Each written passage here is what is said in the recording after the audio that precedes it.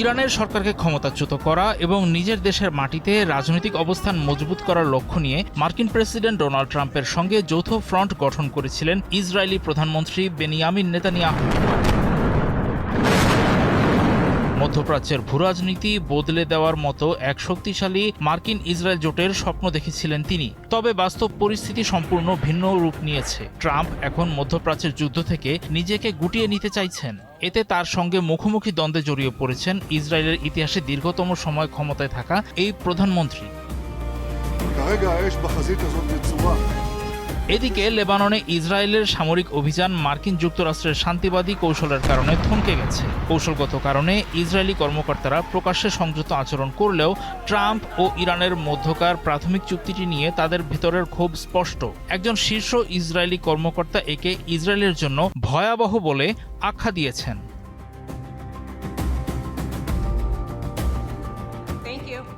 Washington জানিয়েছে, সুইজারল্যান্ডে পাকিস্তান সরকারের মধ্যস্থতায় আগামী ১৯ জুন আনুষ্ঠানিক চুক্তিটি স্বাক্ষরিত হতে পারে। ৬০ দিনের এই অন্তর্বর্তীকালীন যুদ্ধবিরতির উদ্দেশ্য হল একটি স্থায়ী ও পূর্ণাঙ্গ সমাধান খোঁজা, যেখানে পারমাণবিক কর্মসূচি ও আঞ্চলিক উদ্বেগের বিষয়গুলো নিয়ে আলোচনা করা হবে। তবে ইসরায়েলের আশঙ্কা, এই আলোচনার সময়সীমা ৯০ দিন বা তার বেশি বাড়তে পারে, যা ইরানের বিরুদ্ধে তাদের সামরিক ব্যবস্থা নেওয়ার সুযোগকে সংকুচিত করে তুলবে।